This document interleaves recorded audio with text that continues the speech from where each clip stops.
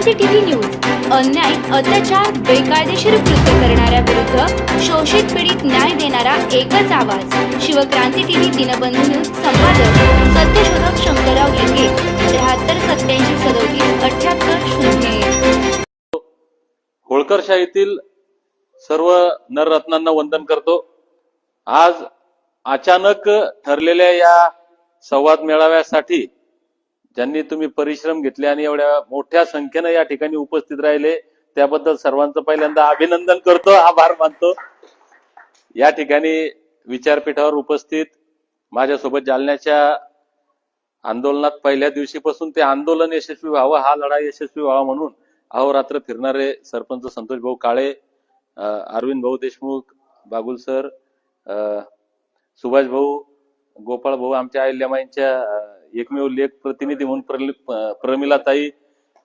मी परवा, खरं म्हणजे उद्या इंदोर या ठिकाणी एक नियोजित कार्यक्रम आहे. 11 तारखेला त्या ठिकाणी एक कार्यक्रम होता आणि त्या लोकांनी मला आग्रह केला होता की भाऊ तुम्ही आलं पाहिजे. पण 11 तारखेला मुंबईला एक उत्तर भारतीय धनगर समुदायाचा फार मोठा कार्यक्रम असल्यामुळं मी म्हटलं हा मुंबई मधला कार्यक्रम महत्वाचा आहे. मी त्यांना म्हटलं माफी मागतो, मला जरा तुम्ही यावेळेस माफ करा, मी पुढच्या वेळेस येईल. आणि मग तो कार्यक्रम टळला. त्यांनी फार आग्रह केला की भाऊ तुम्ही आता 11ला आले नाही, 21ला तुम्हाला यावंच लागेल. मग मी त्यांना हो म्हटलं. म्हणलं आता मी सध्या परिस्थिती अशी आहे की एक दिवस फार मोठा झाला, 1 तास सुद्धा आमचा कुठं वाया जात नाही. सकाळी 5, 6, 7 उठल्यापासून दिवसभर कंटिन्यू एकतर लोकांच्या भेटी, गावोगाव फिरणे किंवा मोबाईलवर लोकांसोबत संवाद साधणे, रात्री प्रवास करणे, असं आमचं शेड्यूल आहे अरविंद भाऊ. आणि मी म्हटलं आता आपल्याला इंदोरला जायचं तर आपण दिवसा काहीतरी समाज बांधवांशी संवाद साधत जाऊ, रात्री तिथं पोहोचायचं, दुसऱ्या दिवशी प्रोग्राम करायचा. म्हणून मी म्हणलं यार आपण जाताना जळगावून जाऊ. आणि मग वेळेवर मी डॉक्टर संजू भाऊ असतील, सुभाष भाऊ असतील यांना फोन केला. मग अरविंद भाऊशी बोलणं झालं. म्हटलं असं असते म्हणे आमच्याकडे आता परवा कार्यक्रम, तुम्ही परवा आले. तर म्हणलं परवाचं वेगळे, पण तुम्हाला जर 10 लोक जरी मला भेटले तरी काही हरकत नाही. मी जिल्ह्यात आलो, चर्चा होते. पौरवाल्यांना वेळेवर फोन केला, त्यांनी सुंदर नियोजन केलं. येताना पाळदीमध्ये सुद्धा त्या लोकांनी सत्कार केला. म्हणजे लोक जमा होतात आणि म्हणजे वेळेवर हे ठरलं. त्याच्यामुळे तुम्ही कमी नाही आणि आपण कमी नाहीच आहेत, कमी मानूही नाही असं मी मानतो. कारण आपण इतिहासात ऐकले की वेडात वीर दौडले 7 आणि त्या 7 वेड्यांनी इतिहास घडवला. आपण सगळे येडेच किती येते. हा, तुम्ही जे म्हणले सुभाष भाऊ खरं आहे. धनगर आरक्षण हा प्रश्न आता कोण सांगावा मला माहित नाही असं काही नाही, आणि कोण मला सांगावं इतका कोणीच कच्चा राहिला नाही. आता प्रत्येक जणाचा अभ्यास झाला नाही, होतो पीएचडी झाली प्रत्येकाची. कारण किती वर्षानुवर्षे, किती दशकांपासून हा लढा चाललाय. स्वर्गीय बी.के. कोकरे साहेबांनी खऱ्या अर्थानं, त्यांच्याही अगोदर लोक लढत होते, पण खऱ्या अर्थानं या राज्यात जर हे आंदोलनाची ज्वाला प्रज्वलित झाली असेल ती स्वर्गीय बी.के. कोकरे साहेबांपासून. आणि आज तुम्हाला दीपक पवार दिसतो तर काय मी पहिल्यांदा आंदोलन करतो का माझ्यामुळे झालं? अजिबात नाही. माझ्या अगोदर बी.के. कोकरे साहेबांपासून शेकडो लढे उभे राहिले आणि ज्या ज्या वेळी लढा उभा राहतो त्या त्यावेळी समाज सुद्धा तितक्याच प्रामाणिकपणे आणि ताकदीनं त्या लढ्यामध्ये सहभागी होतो. म्हणजे लढा उभा करणारा सुद्धा प्रामाणिक आहे, समाज सुद्धा प्रामाणिक आहे. दुर्दैवानं आमचा जेनेटिक प्रॉब्लेम आहे थोडासा. आम्ही साधे भोळे, त्याच्यापेक्षा जास्त अडाणी आहे. आता अडाणी तुम्ही म्हणसाल आम्ही सगळे शिकेल सवरेले. तुम्ही 10वी 12वी graduate, MPhil, PhD, doctor, engineer, वकील झाले म्हणजे शिकले नाही. ज्याला चांगलं वाईट कळतं, खरं खोटं कळतं, आपलं परक, आपला मित्र कोण, आपला शत्रू कोण हे कळतं, तो सुशिक्षित. ते प्रमाण आमच्यात कमी आहे. त्यातल्या त्यात या अज्ञानात राजकीय अज्ञान प्रचंड आहे, ऐतिहासिक अज्ञान त्याच्याहून जास्त आहे. डॉक्टर बाबासाहेब आंबेडकर म्हणतात की जो समाज आपला इतिहास विसरतो तो समाज इतिहास घडवू शकत नाही. आम्ही आमचा इतिहास विसरला. आमचा ज्वाजल्य, गौरवशाली, वैभवशाली इतिहास होता की या देशाचा, अखंड भारताचा निर्माता सम्राट चंद्रगुप्त मौर्य, त्याचे आम्ही वंशज आहे. आज आपण म्हणतो अफगाणिस्तानात गेले तुम्ही, तिकडे इंडोनेशियाचा, अर्ध्या अधिक आशिया खंडामध्ये आपलं राज्य प्रस्थापित करून जागतिक महासत्ता निर्माण करणारे सम्राट अशोक, त्यांचे आम्ही वंशज आहे. आम्ही ऐकलं आटकेबार झेंडे मराठ्यांनी फडकवले, पण ज्या मराठ्यांनी फडकवले ते मराठे म्हणजे होळकरशाहीचे संस्थापक सुभेदार मल्हारराव होळकर, त्यांचे आम्ही वंशज आहे. जग ज्या इंग्रजांना घाबरत होतं त्या इंग्रजांना आपल्या पायाशी लोळायला लावणाऱ्या महाराजा यशवंतराव होळकरांचे आम्ही वंशज. या देशातील पहिल्या महिला आद्य स्वातंत्र्य वीरांगना भीमाई होळकर यांचे आम्ही वंशज आहे. छत्रपती शिवरायांचं स्वराज्य खऱ्या अर्थानं या भूतलावर जर कुठं अवतरला असेल तर ते अहिल्यामाईंच्या राज्यात अशा जागतिक कीर्तीच्या लोककल्याणकारी राज्यकर्त्या अहिल्यामाईंचे आम्ही वंशज आहे.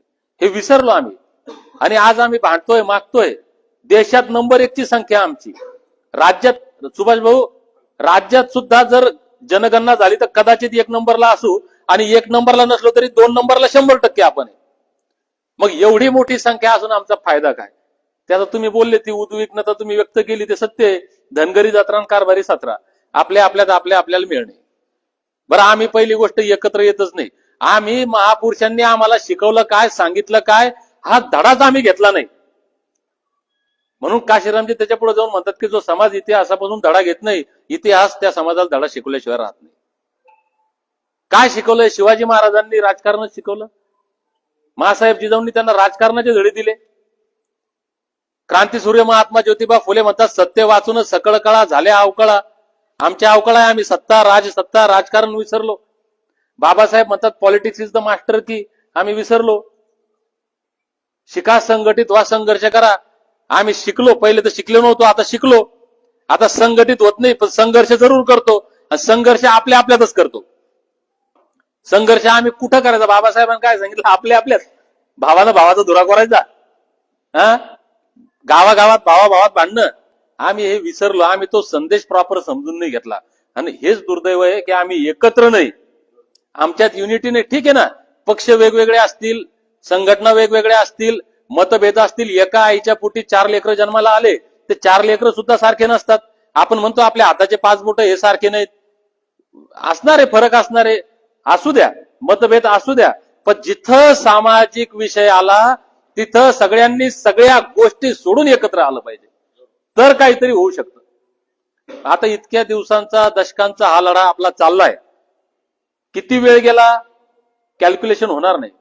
किती पैसा आपला खर्च गेला कॅल्क्युलेशन होणार नाही. किती भावांनी आत्मबलिदान दिलं, किती लोकांनी आपलं रक्त आटवलं, जीव धोक्यात घेतला, शेकडो उपोषणं केली, हजारो बांधवांवर आमच्या गुन्हे दाखल आहेत. कुठेही रास्ता रोको करायला गेलं, कुठं गेलं की पोलीस तेव्हा दाखल नाही करणार, नंतर करतात, पण गुन्हे दाखल करतातच. मी तर महाराष्ट्रातला कदाचित पहिला प्राणी असेल आता. मग राजस्थानमध्ये गुन्हा दाखल माझ्यावर, म्हणजे राज्याच्या बाहेर गुन्हे दाखल आहेत. कशासाठी? समाजाच्या चळवळीसाठी. मग हे किती दिवस चाललं पाहिजे? याचा शेवट झाला पाहिजे की नाही झाला पाहिजे? जो संघर्ष आम्ही करतो तो आमच्या लेकरांनी केला पाहिजे का? म्हणून आम्ही आता ठरवलंय की आता शेवटचा लढा लढायचा. मी ठरवलंय, मी शपथ घेतली, माझ्या आयुष्यातली शेवटची लढाई. अरविंद भाऊ, सर्टिफिकेट मिळालं तरी नाही मिळालं तरी आता लढायचं नाही. आणि मी समाजाला पहिल्या दिवशी आवाहन केलं होतं, भाऊ माझ्यावर विश्वास ठेवा, धनगर जमातीच्या एसटी आरक्षण लढ्याच्या इतिहासातली ही शेवटची लढाई असेल. या लढाईचा शेवट होणार आहे, आमच्या लेकराबाळांचं कल्याण होणार आहे. पण कधी? मी म्हणतो म्हणून नाही, जसं मी म्हणतो असं जर प्रत्येकानं म्हटलं आणि ठरवलं तर. प्रत्येकानं ठरवणं गरजेचं आहे की माझ्या आयुष्यातली, माझा बाप लढला, माझा आजोबा लढला, मी पण लढलो. मी नागपूरला गेलो, मी मुंबईला गेलो, मी जालन्याला गेलो, मी पंढरपूरला गेलो, मी बारामतीला गेलो. माझा वेळ दिला, पैसा दिला. मी आता अजून जास्त वेळ देईल, जास्त पैसा देईल, पण शेवटचा देईल. याच्यानंतर नाही. आणि याच्यानंतर मिळतही नाही. याच्यानंतर ना लढा उभा राहत, ना लोक एकत्र येत, ना आरक्षण भेटत. त्याचं कारण तुम्हाला सांगतो. मी जे म्हणलं की शेवटची लढाई, त्याचं कारण असं आहे सुभाष भाऊ, की आम्ही जे मागतोय ते कायदेशीर आहे. ज्या संविधानानुसार 47 जमातींची यादी येते, 36 नंबरला आम्ही आहोत, तो आमचा हक्क आहे. आणि आजच्या या काळामध्ये देशामध्ये कायदा काही जरी असला नसला तरी राजानं ठरवल्यावर काहीही होऊ शकतं. आणि देशाचा राजा नरेंद्र मोदी साहेब बसलेत. त्यांनी मागच्या काळात 10% ईडब्ल्यूएस आरक्षण दिलं. कुठं आंदोलन नाही, मोर्चा नाही, रास्ता रोको नाही, उपोषण नाही, साधं निवेदन नाही, पण दिलं. राजा आहे, राजाची इच्छा आहे, राजानं ठरवलं, दिलं. मग त्याच राजानं पंढरपूरमध्ये लाखो लोकांसमोर आम्हाला सांगितलंय की आम्ही सत्तेत आलो तर तुमचा प्रश्न सोडवतो. म्हणून म्हणतो की हे शेवटचं होणार आहे. मी म्हणतो ही शेवटची लढाई आहे, कारण या राज्याचा राजा देवेंद्र फडणवीस ज्यावेळेस बारामतीला आले, त्यांनी लाखो लोकांसमोर सांगितलं की आम्हाला सत्ता द्या, आमची सत्ता आली तर पहिल्या कॅबिनेटमध्ये देतो. नुसतं सांगितलं नाही तर लिखित दिलं. आणि त्याच्यानंतर आजपर्यंत ते एकट्यात असो की 10 लोकात असो की 10,000 लोकात असो जाहीरपणे सांगतात की हो मी बोललोय आणि मी देणार आहे, म्हणून मी सांगतो की देणार आहे. पण त्यात एक पण आहे, ते देणार आहेत पण आम्हाला ताकदीनं घ्यावं लागणार आहे, सहजते देणार नाही. हो शेवटचा लढा जर आम्ही लढलो ताकदीनं तर मिळणार आहे. पुढच्या वेळेस म्हणजे मी आता तुमच्यात उभा आहे, माझं ठरलंय उद्या मी इंदोरला आहे, परवा धुळ्याला आहे, 4 तारखेला इकडं 5 तारखेला तिकडं. काय पाहिलं कोण सकाळचं, मी तिथं इंदोरला पोहोचतो की नाही माहित नाही. माणूस रात्री झोपलाच सकाळी उठल का नाही गॅरंटी नाही. मग उद्या नरेंद्र मोदी असतील का नाही माहित नाही, फडणवीस असतील का नाही माहित नाही, दोघा असले तरी सत्ता असेल का नाही माहित नाही. आज भाजपची सत्ता आहे, भाजपनं आपल्या जाहीरनाम्यात दिलेलं आहे. नरेंद्र मोदी फडणवीसांची सत्ता आहे, ते राजा आहेत. उद्या ते नसले तर मागसाल कोण आलं, आज ते कैचीच सापडेले. आज मी भाषण ठोकून आलो, फडणवीसांनी वचन दिलंय, मोदींनी वचन दिलंय, उद्या कोणाला म्हणसाल. बरं आज मी आपण दुसऱ्याला राहुल गांधीला म्हणून भेटणार आहे का, शरद पवार उद्धव ठाकरे यांना म्हणून भेटणार आहे का, भेटणार आहे यांना म्हणूनच.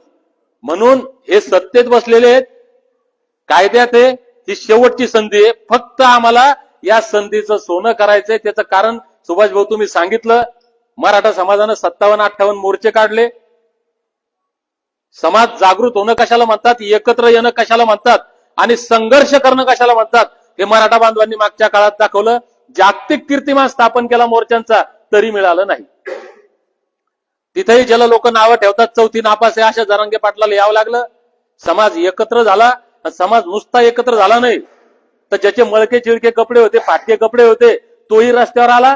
ज्याचा सुटाबुटातला आहे 5,000चा 10,000चा ड्रेस आहे, तोही रस्त्यावर आला. शेतात काम करणारा मजूर असू द्या, शेतकरी असू द्या, उद्योगपती असू द्या, राजकारणी असू द्या, समाजकारणी असू द्या, नोकरदार असू द्या, हे सगळे लोक रस्त्यावर आले.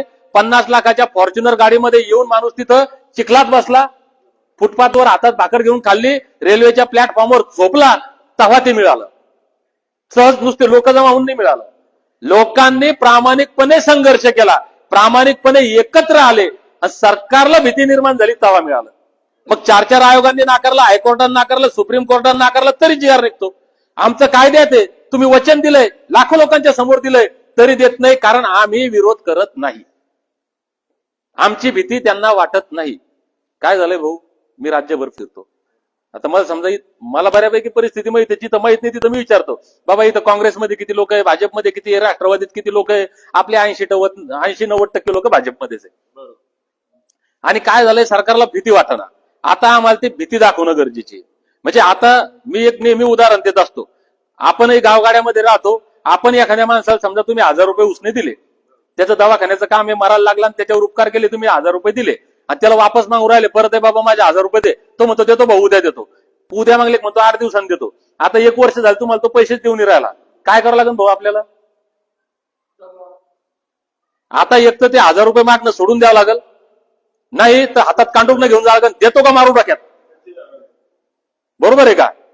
आता आमच्या बापानं देऊन ठेवलंय, बाबासाहेबानं यांनी लपून ठेवलंय. आता हे देतो म्हणून वचन देऊन राहिले, 15 वर्ष झाले, 11 वर्ष झाले. आता आम्हाला आता दे, नाही तर आम्ही तुला देतो, दुसरा पर्याय नाही. मान्य आहे, आम्ही सगळे भाजपमध्ये, आमचा विरोध नाही, भाजपला विरोध नाही. आम्ही भाजपविषयी आशावादी. मी म्हणतो देतील तर हे देतील, पण देतील तर मग कधी, आम्ही गेल्यावर का तुम्ही गेल्यावर. आत्ता द्या, बाप दाखवण्याचं श्राद्ध कर, आता सुट्टी नाही.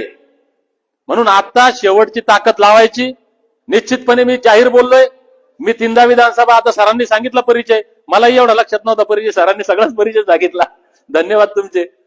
3दा विधानसभा लोकसभा लढलो. रावसाहेब दानवे जेव्हा स्टेजवर आले, मी त्याला बोललो, म्हणलं दादा मी निवडून येत नाही, मला माहित नाही, मला तरी लढतो, कारण मी समाज जागा करू आलो, समाजाचा स्वाभिमान जागा करू आलो.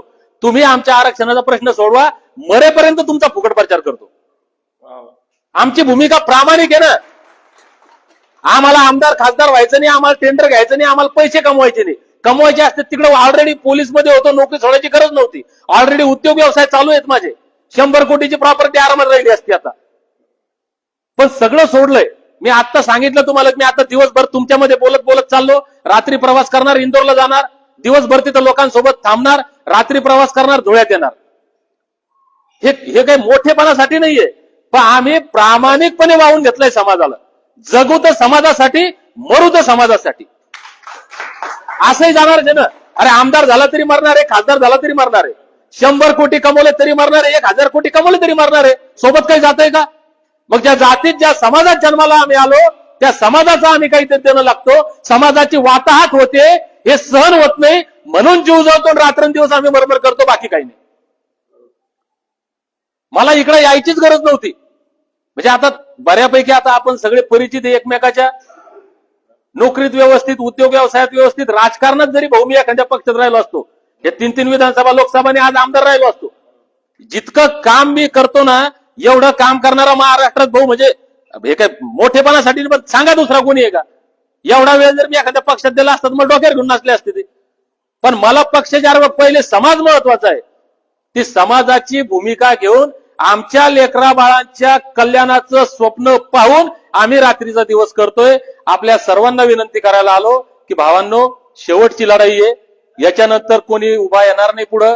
कोणी पुढे आला तर समाज त्याच्यावर विश्वास ठेवणार नाही. समाजानं विश्वास ठेवला आणि लढा जरी मोठा झाला तर राजा आपल्या कैचीत सापडतो का नाही पुन्हा गॅरंटी नाही. म्हणून आता सगळं वातावरण जुळून आलेलं आहे. फक्त समाजाला ताकद दाखवायची गरज आहे. एक शेवटची विनंती करतो थांबतो. ही संख्या जरी कमी असली भाऊ तरी हे ताकदीचे लोक आहे, मला माहिती आहे. चळवळीतले लोक आहे, काम करणारे लोक आहे. तुमचं इतकं आयुष्य आपण याच्यामध्ये घातलंय. महादेव अर्जुन साहेब म्हणून मुंबईचे आहेत. त्यांनी बीके कोकरे साहेबांसोबत काम केलंय, महादेव जानकर साहेबां सगळ्यासोबत चळवळीत काम केलं त्यांनी. ते आता घरी बसले होते, वय रिटायर झाले, 70-80 वय असेल. पण त्यांनी जालन्याचं आंदोलन पाहिलं आणि ते जालन्यात आले भेटायला मला. म्हणजे दीपक भाऊ, आता आमच्या मनात कुठेतरी पुन्हा एकदा आशा निर्माण झाली की आपल्या आरक्षणाचा प्रश्न सुटू शकतो. बीके कोकरे साहेबांनी जी लढाई सुरू केली त्याचा शेवट होण्याचा वेळ आलेली आहे. आम्ही आता तरुण बनून तुमच्या सोबत पळतो. तुम्ही मुंबईत ज्या दिवशी असाल, मुंबईच्या सगळ्या नियोजनात जबाबदारी आम्ही घेतो. आणि आज असे महाराष्ट्रातले सगळे लोक ज्यांनी ज्यांनी चळवळीत काम केलंय, ज्यांनी ज्यांनी आपला अमूल्य असा वेळ दिलाय, आपल्या आयुष्यातले चांगले क्षण परिवारासोबत खर्ची न घालता किंवा आपल्या उद्योग व्यवसायाला आपल्या प्रगतीला न लावता समाजासाठी ज्यांनी ज्यांनी आयुष्य वेचण्याचं काम केलं, ही सगळी लोक, या सगळ्यांनी आता ठरवलंय की आता काय होईल ते होईल. शेवटचं तसंही आपण आता येणाऱ्या काळात आपलंही काही खरं नाही, किती दिवस जगतो माहित नाही. आता शेवटचे दिवस समाजासाठी जगू. आणि लोक म्हणजे मी मुंबईत 5-6 दिवस होतो, तिथं आमचे एक रामचंद्र बंदी छोडे साहेब म्हणून आहेत, एक गावडे बुवा, हे लोक 80 वर्षाच्या प्लस वय आहे त्यांचं. आणि माझ्या प्रत्येक मुंबईतल्या प्रत्येक बैठकीला माझ्या अगोदर ते समोरच्या ठिकाणी हजर राहायचे. म्हणजे मी गाडीत बसून समजा या ठिकाणाहून त्या ठिकाणी गेलो, ते ट्रेननं लगती अगोदर जायचे, मला गाडीन वेळ लागायचा. म्हणजे या वयात हे लोक तरुणाला लाजून असं काम करायला लागले. माझी विनंती आहे, प्रत्येकाला ज्या पद्धतीनं वेळ देता येतो तो देऊ शकतो. आणि कोणाला काहीच नाही करता आलं तर आपल्या हातात जो मोबाईल आहे, हे जगातलं सगळ्यात मोठं शस्त्र आता आहे. या मोबाईलवर बसल्या बसल्या आपण नाही तरी दिवसभर गुड मॉर्निंग, गुड नाईट, याचा वाढदिवस, त्याचा वाढदिवस, या पक्षाचा उदो उदो, त्या नेत्याचा जय जयकार, याच्यात आपला वेळ जातो. त्या मोबाईलचे बटन आपण दाबत राहतो. मला असं वाटतं जोपर्यंत एसटी आरक्षणाची अंमलबजावणी होत नाही, आमच्या लेकरा बाळांचं कल्याण होत नाही, तोपर्यंत या मोबाईलचा वापर समाजाच्या लढ्यासाठी जर केला आपण प्रत्येकानं, आणि आव्हान जर प्रत्येकाला केलं, तर मला असं वाटतं कदाचित 21 तारखेला आपल्याला जायची सुद्धा गरज पडणार नाही. ज्या पद्धतीनं भाऊनं सांगितलं नियोजन, चर्चा करा ना. समजा आता मी पौर मधून आलो, पौरवाल्यांनी सगळ्या ग्रुपवर एकच टाकत राहायचं, भाऊ पौर मधून 100 गाड्या मुंबईला जाणार, भले तुम्ही एक बी गाडी नका आणू, हरकत नाही. पण म्हणलं तुम्ही 100 नेल्या, तुमच्या शेजारचे पाल दिवाले काय म्हणतील, अरे पौर 100 नेले, आम्ही कमी आहे का? आम्ही बी 50 काढतो. पाल दिवाले म्हणतील जर आम्ही हे 50 काढून राहिले, नेरीवाले म्हणतील आपण 2 तर काढू. तुमचा जामनेर तालुक्यात जर म्हणला आमच्या तालुक्यातून 1000 गाड्या मुंबईला जाणार आहे, हे इंटेलिजन्स जातं सगळं वरती. आणि सरकारचं सोशल मीडियावर प्रचंड बारीक लक्ष आहे. जामनेर मधून 1000 गाड्या जातात म्हणले आणि इकडे अमळनेरवाले म्हणले मग आम्ही का तुमच्यापेक्षा कमी आहे का? आम्ही 1100 गाड्या काढू, 1100 गाड्या काढू. त्यांनी तसं म्हणलं, चोपड्यावाल्यांनी जर म्हणलं का आम्ही 1500 काढतो, मग चर्चा करायला काय जातं? आणि ह्या चर्चा तुम्ही जर या सोशल मीडियावर केल्या तर हे लोकांपर्यंत मेसेज जाणार आहे, लोक पेटणार आहे. प्रत्येकानं जर ठरवलं खूप लढलो मातीसाठी, शेवटचा लढा जातीसाठी, आणि या जातीसाठीच्या लढ्यामध्ये, आमच्या लेकरा बाळांच्या कल्याणासाठीच्या लढ्यामध्ये प्रत्येकानं जर आपलं योगदान दिलं तर शेवटची लढाई होणार आहे. ही लढाई दीपक बोराडेची नाही. मी तो 24चा मोर्चा जो आम्ही कॉल केला होता, फक्त फडणवीस साहेब सांगायसाठी होतं की बाबा रे फडणवीस साहेब, तुम्ही असं समजू नका हा दीपक बोराडे बसला, हे दीपक बोराडेच्या मागे कोण आहे कोण नाही. दीपक बोराडेची लढाई नाही, ही महाराष्ट्रातल्या 2.5-3 कोटी धनगरांची लढाई आहे. आणि मी आजही फडणवीस साहेबांना सांगतो, बोलतोय दीपक बोराडे, पण हा आवाज, हा आक्रोश दीपक बोराडेचा नाही, हा आक्रोश हे महाराष्ट्रातल्या 2.5-3 कोटी धनगर समाजाचा जो स्वातंत्र्यानंतरच्या 80 वर्षापासून सतत फसवल्या जातोय, त्याला घटनादत्त अधिकारापासून वंचित ठेवलंय. आणि या समाजानं, या 2.5-3 कोटी लोकांनी आता ठरवलंय की आम्ही संघर्ष करणार आणि जिंकणार. जे घटनादत्त आहे ते आम्ही मिळवणार, तोपर्यंत थांबणार नाही. म्हणून प्रत्येकानं आता दीपक बोराडे व्हायचंय. प्रत्येकानं हा माझा लढा आहे, हा दीपक बोराडेचा लढा नाही. कारण मी पहिलेही सांगितलं होतं, मी पहिले अशा मोर्चामध्ये गावोगाव जायचं, लोकांना एकच सांगायचं, आवाहन करायचं की बाबा रे, मी होती ती नोकरी सोडलो, मला आरक्षण मिळालं तर नोकरी लागणार नाही, नोकरीची गरज नाही. माझ्या लेकरांना नोकरीची गरज नाही, कारण त्यांना मी शिकू शकतो. मग तुम्ही म्हणसान दीपक बोराडे तुला गरज नाही, आम्हाला कोणाला गरज आहे? तुम्ही सगळे माझ्यापेक्षा स्ट्रॉंग आहेत. पण ज्या लेकरांसाठी आम्ही जगतो ना, त्या लेकरांचं भविष्य अंधारात आहे. हे जर बाबासाहेबांनी दिलेलं आरक्षण म्हणजे आमच्यासाठी अमृत आहे. हे अमृतामुळे आमचं राजकीय, प्रशासन, शासन, समाजकारण, अर्थकारण सगळ्याच बाबतीमध्ये प्रगती होणार आहे, बऱ्याच सुधारणा होणार आहेत. त्याच्यामुळे आमच्या लेकरा बाळांच्या कल्याणासाठीचा हा लढा आहे असं समजून प्रत्येक माणसानं माझा स्वतःचा लढा आहे, हा माझ्या आयुष्यातला शेवटचा लढा आहे असं म्हणून या लढाईमध्ये सहभागी व्हावं ही विनंती करायला मी आपल्यामध्ये आलो. आपण अत्यंत वेळेवर सांगितल्यावर सुद्धा समाजाच्या प्रेमापोटी, आमच्या प्रेमापोटी आपला बहुमूल्य अमूल्य असा वेळ देऊन या ठिकाणी जमलात, आमचा सत्कार केला, त्याबद्दल आभार व्यक्त करतो. आणि खात्री बाळगतो की तुमचा जिल्हा एकतर रेल्वे लाईनला जोडून आहे, त्याच्यामुळं कदाचित आमच्याकडे असं म्हणतात अरविंद भाऊ, सगळ्या महाराष्ट्रात ही चर्चा आहे, म्हणजे धनगराच्या बाबतीत नाही, एकूणच कोणताही लढा असो तो मराठवाड्यातून ताकदीनं लढला जातो. कारण मराठवाड्यानं या अन्यायाच्या, अत्याचाराच्या म्हणजे सगळ्या दुष्काळाच्या, गरिबीच्या सगळ्या झळा सोसल्या आणि अजून सोसत आलाय. त्या मानानं तुमचा खानदेश असेल, विदर्भ असेल, पश्चिम महाराष्ट्र असेल, या लोकांना याची जाणीव नाही. म्हणजे भरलेल्या पोटानं क्रांती होत नाही असं म्हणतात. म्हणजे मराठवाड्यामध्ये ही आग आहे आणि ती आग प्रत्येक वेळेस रस्त्यावर उतरती. माझी एक विनंती आहे, प्रत्येक वेळेस हे सिद्ध झालंय, कोणत्याही जातीचा, समाजाचा, पक्षाचा काही असू द्या, मराठवाड्यामध्ये जी आग आहे ती इथं कुठं नाही. मला एक तुम्हाला विनंती करायची आहे, तुम्ही आज जर ठरवलं, काल ठरवलं, एवढे लोक जमले, तुम्ही सगळ्यांनी जर आज ठरवलं तर मराठवाड्याचं हे रेकॉर्ड तोडण्याचं काम तुम्ही खानदेशवाले करू शकता. तुमच्या इथून जास्तीत जास्त लोक मुंबईला येऊ शकतात आणि मुंबईमध्ये आलो तर आपण जिंकू, आपल्या लेकराबाळांचं कल्याण होईल एवढी आशा व्यक्त करतो. परत एकदा आपल्या सर्वांचे आभार व्यक्त करतो की आपला अमूल्य वेळ देऊन आपण या ठिकाणी जमलात. धन्यवाद. जय मल्हार.